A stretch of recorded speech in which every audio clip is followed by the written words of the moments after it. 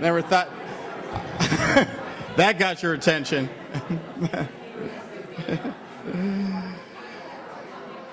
Good evening, everyone. My name is Jeff Ballou, Penn State class of 1990, member of the Board of Governors of the National Press Club. It's my privilege as an alumnus and as a member of the board to welcome you to the National Press Club and to the annual presentation of the Bart Richards Media Criticism Award. It's really good to see a lot of familiar faces in the audience, people who, it's showing my age a little bit, who paid me visits as undergraduates. People like Brian Healy, who paid a visit to my news media ethics class when I was an undergraduate, Bob Richards, who is my advanced reporting professor, and so many other good people here in the room. But I don't want to take up time because the time needs to be spent on the program du jour. And it's my privilege to present, and I should say, on behalf of Angela Greiling King, the president of the National Press Club. She could not be here. She's otherwise occupied with her lovely daughter tonight.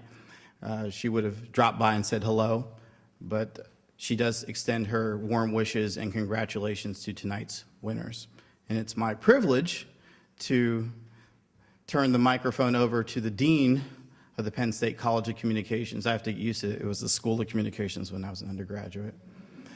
And Brian Winston was the dean. Yes, I'm showing my age. To Doug Anderson, the Dean of the College of Communications. Thank you.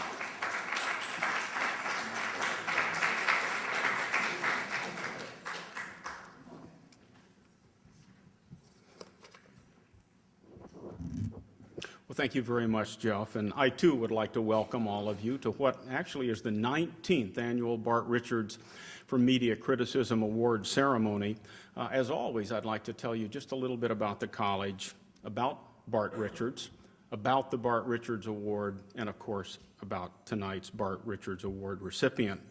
The college has 3,200 undergraduates spread across 5 majors, so it's a little bit larger than it was when Jeff was here and graduating in 1990.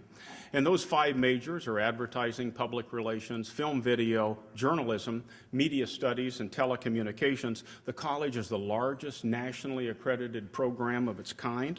We also enroll about 100 students in our master's degree program and in our PhD program in mass communication. The college is professionally oriented, particularly its Department of Journalism, whose faculty, I think, blends academic and professional credentials as well as, indeed, better than any of the accredited programs in America. And some of those faculty members are here tonight. Russ Eshelman, senior lecturer and associate head of our Department of Journalism.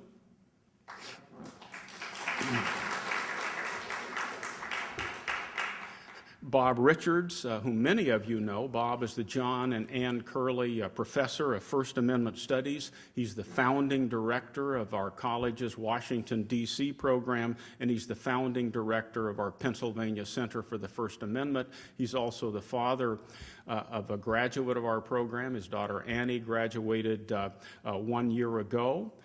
As did, come to think of it, Russ's son Adam graduated last December, and Bob also has an incoming freshman. His son Matt will start school at University Park this summer.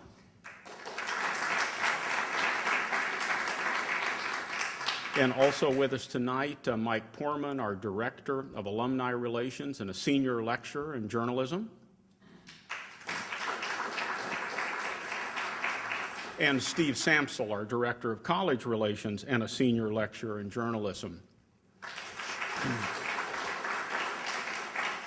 Well, our college is home to 7 endowed chairs or professorships that I think illustrate our scope and our areas of emphasis.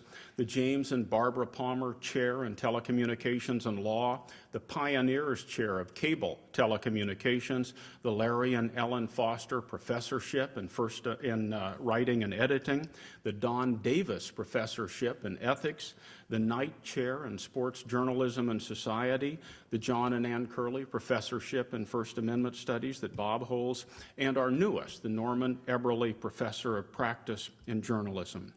Well, we're also very, very proud of our students. Our success in the William Randolph Hearst Foundation's Journalism Awards program truly is extraordinary. The Hearst Contest is often referred to as the Pulitzers of college journalism. It's a contest now in its 53rd year, and it's open to the country's 106 nationally accredited mass communication programs. Our students have fared exceptionally well this century, but this year was a banner year even by our standards. When our students captured scores of awards in various contests during the 2011-2012 academic year, including the overall national championship and the Hearst competition, I half-jokingly asked, what could we possibly do for an encore? Well, as it turns out, a lot. This spring, the Broadcast Education Association named the college's weekly television student news program, the Center County Report, the best student newscast in America. And our students once again excelled in the annual Hearst Contest, earning a second consecutive overall national championship. And that overall national championship was built on a repeat first-place finish in intercollegiate writing, a second-place finish in the final intercollegiate photo standings, a third-place finish in the final broadcast standings, a fifth-place finish in the final intercollegiate multimedia standings, and again, keep in mind that the contest is open to the country's 106 nationally accredited programs. We were the only program in the country, I guess obviously, that was able to finish in the top 5 in all 4 of those major competitions. We scored a record 823 points. Our students scored a record 823 points in the overall competition this year, and finishing well ahead of the second and third place finishers, the University of North Carolina at Chapel Hill and the University of Missouri. We qualified 4 students for the individual Hearst Championships that will be held in a couple of weeks in San Francisco. There were nearly 1,100 students who entered the 14 different Hearst contests during this contest year. And of those nearly 1,100 students, 29 of them qualified for the individual championships to be held in San Francisco. And of those 29 students, 4 of them are from Penn State. As I said, it was a banner year for the college and its students in the Hearst program. And the research productivity of our faculty is as impressive as the competition successes of our students. The 2005 Faculty Scholarly Productivity Index, which ranked doctoral programs in mass communications based primarily on the publications of their professors, placed us number 1. Well, now, to continue with our program, the Bart Richards Award for Media Criticism was made possible through the generosity of Penn State alumnus George T. Richards and his late wife, Ann. George is the retired president and CEO of Vitex Packaging Incorporated in Granby, Connecticut. He's currently the managing director of Richards Associates, a commercial real estate firm in Granby. He's been honored as a Penn State Distinguished Alumnus. That's an official designation that's the highest honor bestowed by the university on its graduates. George, would you please stand?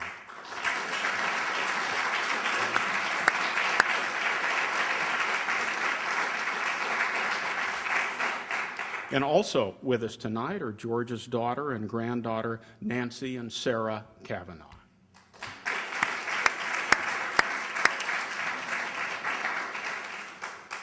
Well, as most of you know, we do a lot of special events in the college each year, but this one is absolutely one of our favorites. In 1994, George and Ann endowed this award to honor George's father, Bart Richards, the longtime editor of the Newcastle News in Pennsylvania, and I think it is fitting at this ceremony each year to say a few words about Bart Richards. Now, some of you have heard this before, but many of you have not. But Mr. Richards was, by all accounts, an extraordinary journalist and person. He was graduated from Newcastle High School in 1909, and he earned his first money for writing in 1914 when he won $2.50 for his winning entry, The Advantages and Disadvantages of a Dry Town, in an essay contest. And then on May 17, 1920, at the age of 27, He joined the Newcastle News as a general assignment reporter, and through the years he served as a political reporter, governmental reporter, crime reporter, music theater reporter, before being named city editor, assistant editor, and ultimately editor. And as editor, he substantially strengthened the newspaper by hiring young, college-educated journalists. He improved the layout of the newspaper. He upgraded its editorial content. He was a highly respected editor and was one of the founders of the Pennsylvania Society of Newspaper Editors, and he served as the second president of PSNE. He also served as president of the United Press International Editors of Pennsylvania. Richard Rentz, the publisher of the Newcastle News, cited Mr. Richards', and I quote, "fearless, creative, and persistent drive to get the story, combined with an ability to write excellent copy quickly." Well, Mr. Richards retired from the newspaper in 1963, 43 years to the day after he joined it. He was, by all accounts, a reporter's reporter and an editor's editor. Ed Vosberg, a Penn State journalism graduate and now the retired managing editor of the Newcastle News, remembers Bart Richards well, dating back to the early 1950s. And Vosberg described Mr. Richards in a newspaper account this way, and I'll quote the paragraph. "He was, after all, a product of his time, a swashbuckling newspaper reporter with a great flair for writing, which he carried into his latest years. He was very good at what he did, striving always to get the story first and present it vividly, regardless of the obstacles, at a time when reporters dug out facts on their own and sweat blood, turning them into works of literary art." Well, we are grateful that George Richards has chosen to honor his father with this award. Clearly, George's father was a reporter's reporter and an editor's editor, and George is, without doubt, a successful and accomplished businessman, a wonderful family man, and an engaging, witty, always twinkle in his eye, loyal Penn Stater, and distinguished alumnus. So, George, thank you for being our friend and for supplying us with the wherewithal to make this annual award, which has enabled us to honor some of the most accomplished journalists in America. Well, The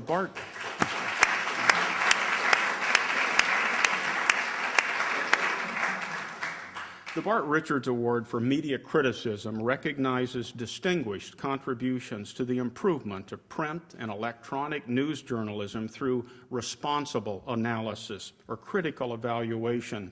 It's intended to encourage new and innovative approaches to constructive journalism or media criticism. Our winner this evening joins a list of distinguished previous recipients whose work, very simply, has made a difference. Well, judges who served for this year's contest were Richard Cole, the Dean Emeritus of the School of Journalism and Mass Communication at the University of North Carolina at Chapel Hill, Carol Feldman, the Director of News Operations and Finance for the Associated Press here in Washington, and Brian Healy, a producer at CBS News for more than 35 years. Tonight, we're pleased to present the Bart Richards Award for Media Criticism to On the Media, Public Radio's weekly hour-long media criticism show from WNYC and NPR. This marks the first time in the nearly two-decade history of this award that we have a back-to-back recipient. On the Media also captured last year's Bart Richards Award. Now, several pieces around two primary themes comprise this year's On the Media submission for co-host Bob Garfield and Brooke Gladstone, who also serves as the show's managing editor.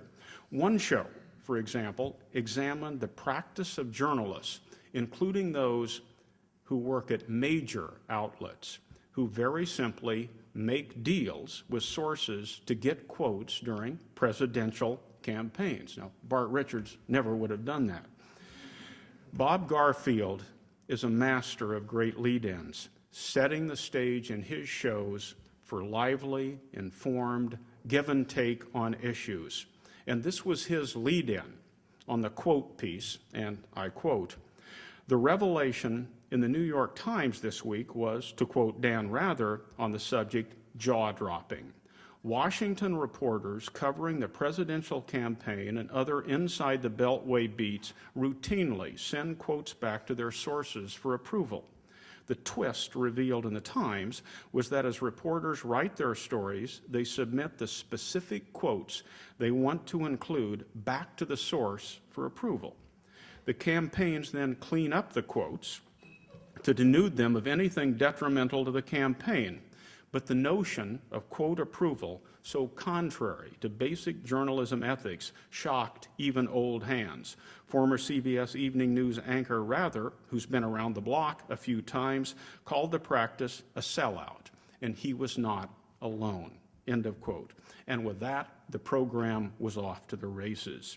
Now, this is just one example of the extraordinary work done day in, day out, week in and week out by Bob and On the Media.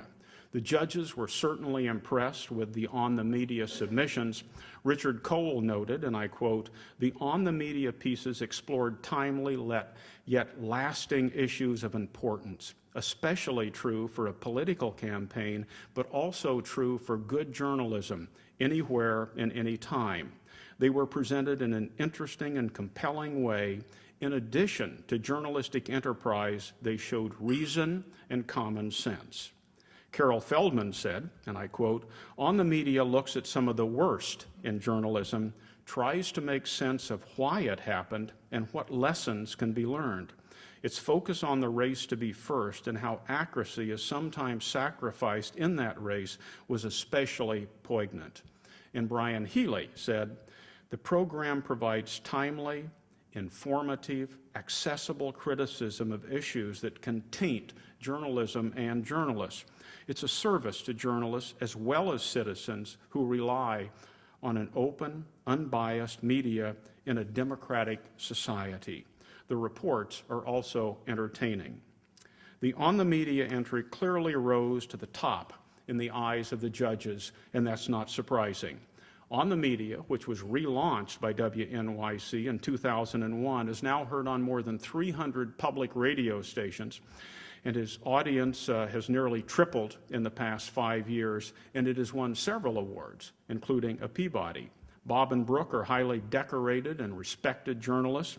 Among her many honors, Brooke has received 2 Peabody Awards and a National Press Club Award. She's a published author, and Bob is the author of more than a handful of books, a longtime columnist for Advertising Age, a veteran of big-time broadcasting, and the first Penn State graduate to earn the Bart Richards Award, and now he's won it twice. So on behalf of the College of Communications and Penn State, I'm pleased and honored for the second consecutive time to present the Bart Richards Award for media criticism to On the Media, and Bob will accept the award, make a few remarks, and then he'll take your questions. So Bob, once again, congratulations.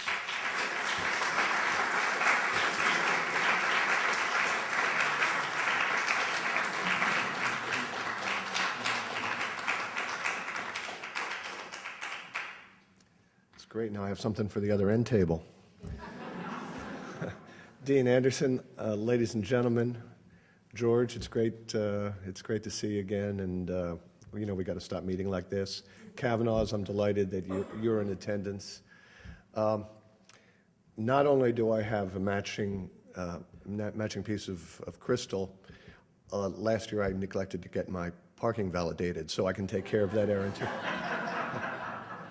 I must say, since our show was relaunched, please excuse me, I've got a touch of tuberculosis. Excuse me.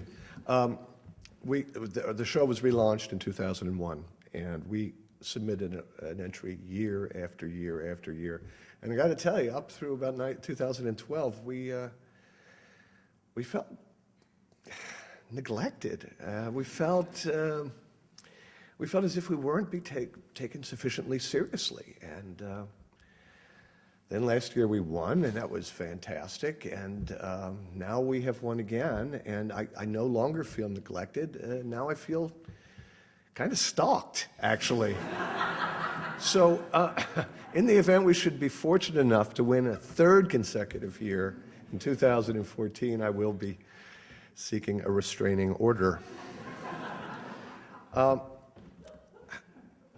These are perilous times for journalism, and I'm not in any way surprised to be able to be in the position of talking to you about the economics of the business and how they've changed, and how the business model that underwrote quality journalism and all sorts of other media for more than 300 years, that business model is disintegrated and creating a great fragmentation that has had a devastating effect on the ability of newspapers and magazines, and now even in a broadcast, to profitably deliver a robust news organization and put them at work and to benefit consumers and citizens. And so, we've all been awash in that situation now for quite a number of years. So, of course, it's, at this stage, sadly, it's almost goes without saying that this is something that faces us. In the practice of journalism, the digital revolution has also created some disruption, as we actually noted in one of the winning entries for the Bart Richards Award,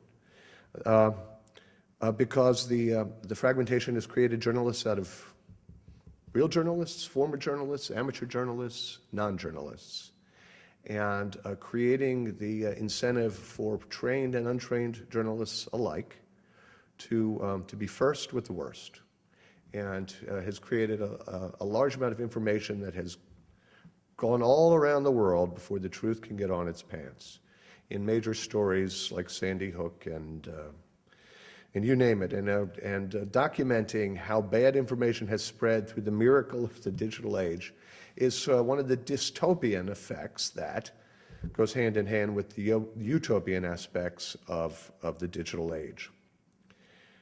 And that almost goes without saying now. What horrifies me to say, as we sit here this evening, is that there's yet a third threat to journalism that I never really imagined that I would be discussing in public. And that is the criminalization of people doing their job as reporters. The case of the Justice Department gathering phone records to root out the Associated Press reporters who were in contact with someone in the government concerning the foiled Yemeni bomb plot, the idea that the government would so overreach and would so violate the privacy of the individuals and so intrude on the news gathering process, it is jaw-dropping. And it's particularly jaw-dropping because it is happening on the watch of the transparency president, the man who came into office almost 6 years ago talking about a new way of doing business in Washington, and yet seems to, at least in this case, have been fallen victim to the mentality of the security state and is vastly overreaching in the name of national security. And then, more horrifying than the AP case still is the case of the Fox News reporter, again reporting on national security, who the Justice Department has said may be the target of a criminal investigation for doing nothing more than doing his job for the benefit of his viewers. And it's just hard to believe, at least under this administration, that this is where we are. And what I'm grateful for is programs like the Penn State University's College of Communications that train young journalists to go out into this world facing everything they do have to face, whether it's digital competition, whether it's diminishing resources, or even the onerous arm of law enforcement and government, to do what every reporter must do to give the citizen the information we all need in order to function in a democracy. And You know, I think I mentioned last year to you, maybe in private conversation, that sometimes I feel like the university journalism program is like breeding white rats only to later kill them in the laboratory. But at moments like this, it just becomes crystal clear that we must continue to train journalists to be proxies for citizens and to make sure that despite the economic hardship, that the electorate has people watching their back. And the events of the last 10 days out of the Justice Department just make ever clearer that you all are doing God's work. On behalf of Brooke, Katya Rogers, our senior producer, the entire On the Media team, I just can't tell you how delighted and honored we are to receive this for the second straight time. And, you know, what can I tell you? I'll see you next year.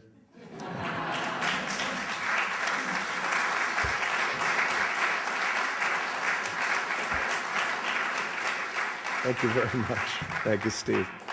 I make a living speaking authoritatively about shit I don't really understand. So if you have any questions, I'd be happy to answer them. Yes. How important do you think is the role of the ombudsman, and how significant is it that you're in Washington as opposed to Scott and its ombudsman?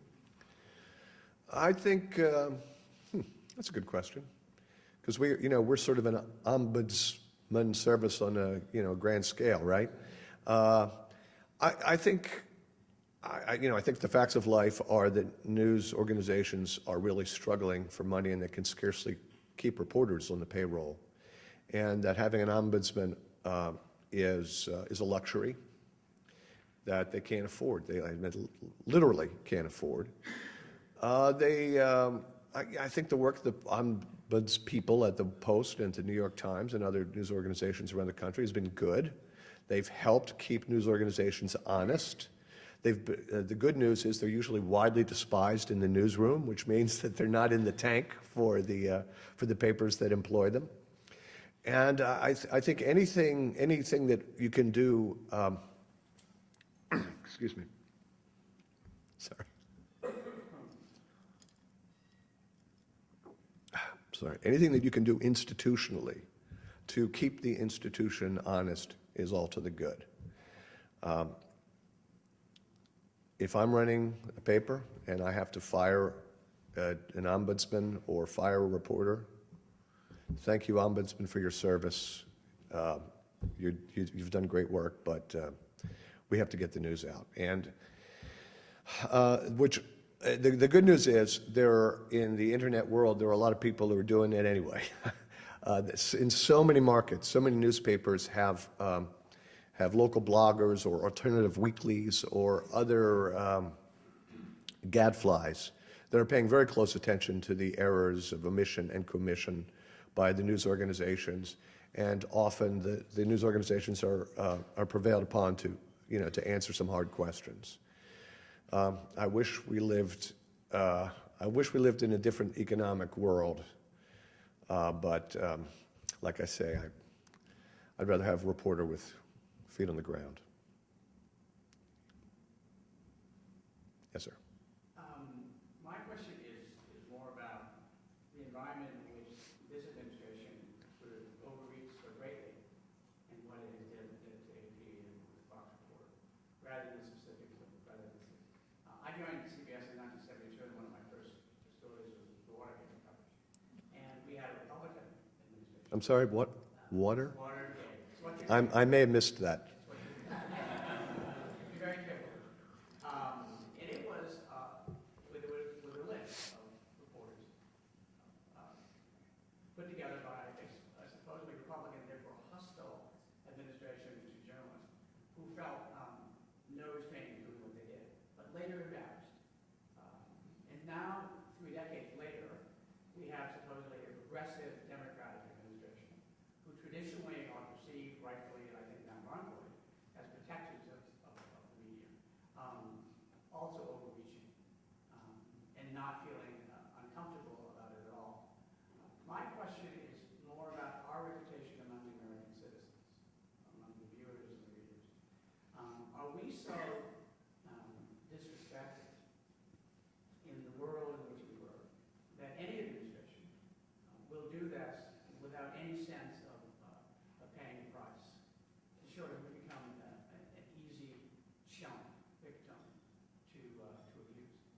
Yes. But anything? Of course, there's very little political cost in going after the press.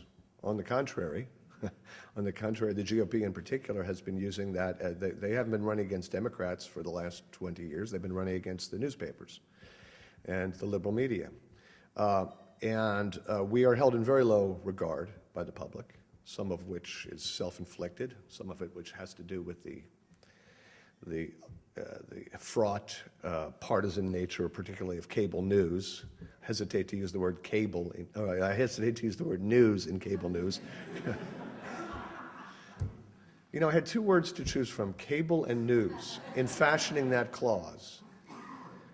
How could I have made that mistake? Anyway,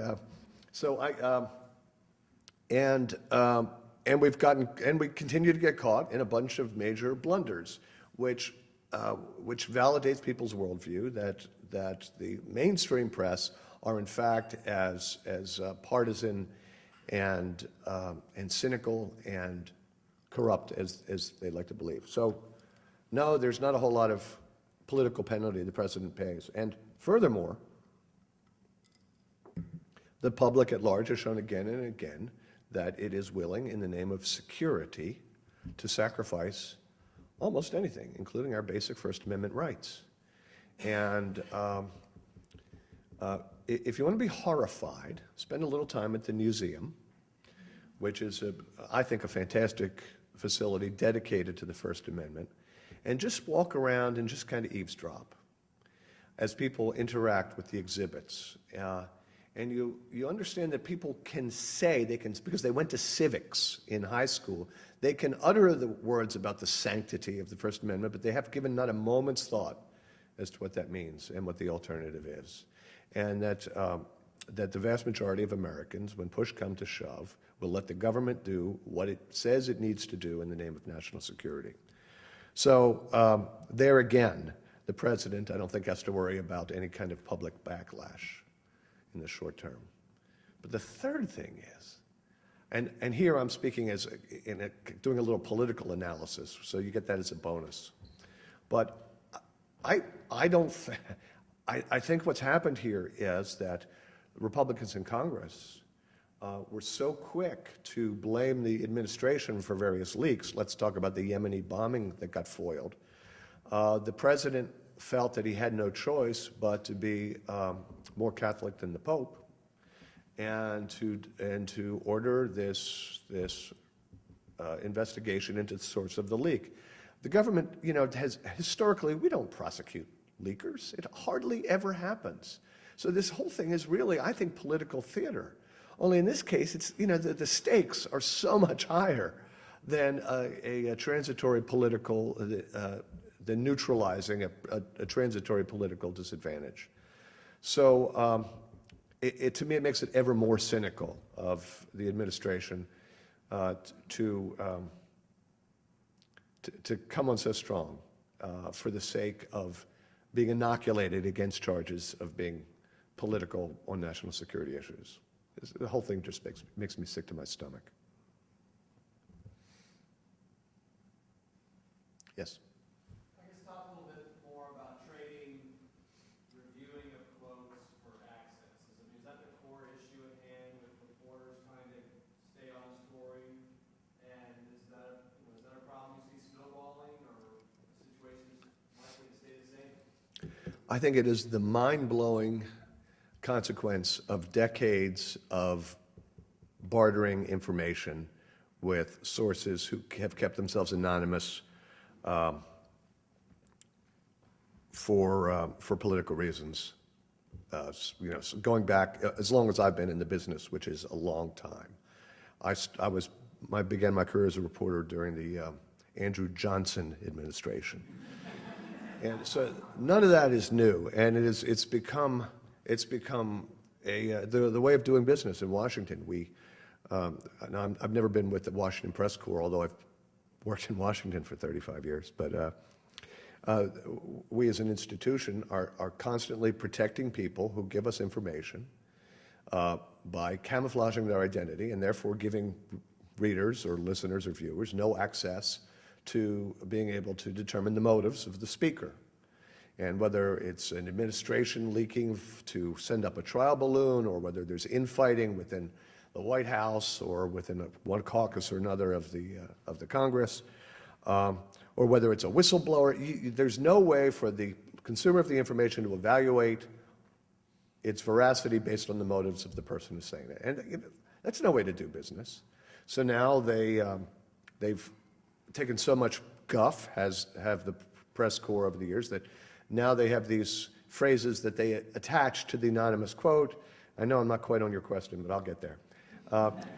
Things like said a person who was who could not be identified because he was not authorized to speak on the subject, which not only gives you zero information, but is also, in many cases, a lie. Because of course they're authorized. Their job, it's a managed leak, and it's coming from the top, and the reporter has not only covered someone's identity and motives, but they've actually lied to the audience. So it's just really Byzantine and horrible. And the quote brokering, the quote approval, now having someone put their name attached to something is so precious that they get to dictate the terms of the engagement. And reporters are desperate for information, and they're desperate for insight, and they're desperate for, because they're competing with other reporters on the beat, they're willing to sell their soul for what, by the way, is almost always an innocuous quote to begin with. And anything that has the tiny shred of life to it gets expunged. And it's perverse, is what it is. And it does a disservice, to the reader. And the argument is that it gives us access to information that we would not otherwise have. It makes us better as an analyst to understand the story we're giving you, and it gives the reader access to information that they wouldn't get. No. I mean, if someone bakes you a cake, but there's something inedible inside it, have they done you a favor? I think probably not. By the way, can I just say that had I written that line for a story, it never would have gotten on the air. About 3/4 of the way through, I'm saying to myself, bake a cake? Are you even going to finish this sentence for these people? That's the worst metaphor ever. So I apologize for the unfortunate cake metaphor episode. Yeah. Well, thank you and congratulations. What pardon the invocation of a couple of well-worn phrases, and it sort of tags on Brian's and Rob. Is the genie so far out of the bottle that the craft of journalism is it ever going to find its way back into that sort of road to its former glory in any way, shape, or form, in your view, in terms of the level of respect, in terms of, or is it just going to be so diffuse amongst everybody who has a smartphone or access to a laptop or whatever that, our institutional integrity is essentially lost and diffused, forever and ever, amen, unless there's some example or examples out there that you think are lights to our road to redemption? Well, I think you have to look at this, answer your question sort of demographically. While it's true that vast majorities of the public believe that journalists are scoundrels and they're political moles and that they're constantly trying to foist some sort of social agenda off on the public against its will, that's the majority.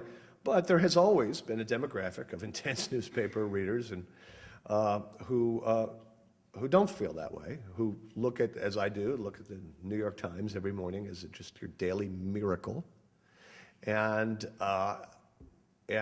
appreciate the work that journalists are doing, and not just at the New York Times, of course, but news organizations all over the world, especially, by the way, in places where the stakes are a whole lot higher than they are here. Journalism isn't despised and looked at with poor regard everywhere, but we're never going to win the popular vote. So among our heavy users, we will always be appreciated.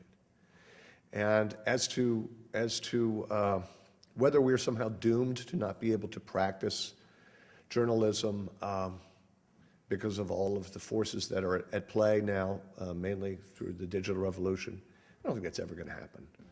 I mean, first of all, there will always be large news organizations that prosper through one means or another. We just did a whole show about business models the other day, and there's a lot of different ways to skin a cat. The advertising model is over, so forget that. And subscriptions, it's a little problematic too, so just cross off the number 1 and number 2 revenue streams for news organizations over 350 years. Just cross those off the list. But there are nonprofits. There's the foundation base. There's the public radio, please give us money, revenue stream. And there's corporate underwriting, which is actually just advertising too. And there are some organizations like the Texas Tribune that are doing phenomenal things.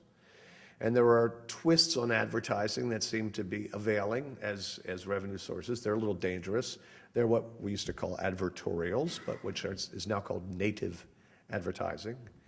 And I don't know what's nativistic about it. What it is it's marketing copy disguised as journalism. So that, but in any event, that's another way of funding journalism. So and by the way, some people, because a lot of people are going to go away, some people will survive, right? So we will have sources of great journalism. And the dystopian effect of everybody in the world being a content producer also has the utopian effect of having suddenly, instead of an elite few, we now have access to, there's 7 billion people in the world. There's, maybe 1 million journalists, I don't know, around the world. But there are hundreds of millions of people who can do really good thinking, can do really good shoe leather reporting, and if you crowdsource them, you can get stories you never had access to before. So it's not all negative. Some of it's good. The only thing that's bad is that the career in journalism, the livelihood, the person who can graduate from Penn State and then expect to have a middle-class lifestyle that can send children to college and get you your RV at your retirement, and you can go to Europe once and Disney World once, and see the Grand Canyon and the Alamo. I'm not sure whether that livelihood exists anymore to anywhere near the scale that it has till now. So that is a concern. But I think the key thing isn't journalism as an institution. I think the key thing is for the societies to understand what is at stake. And when we begin to lose the thread of what is at stake by having the vigorous, robust news organization as a watchdog to government and a monitor of what's going on in the society, for the citizens to understand the majesty of that dynamic, that's what matters. And that's why I'm so disheartened to see not only the Justice Department's actions, but the public's significant indifference to it. It's a heartbreaker. Ladies and gentlemen, thank you very much. Couldn't be more honored. Thank you.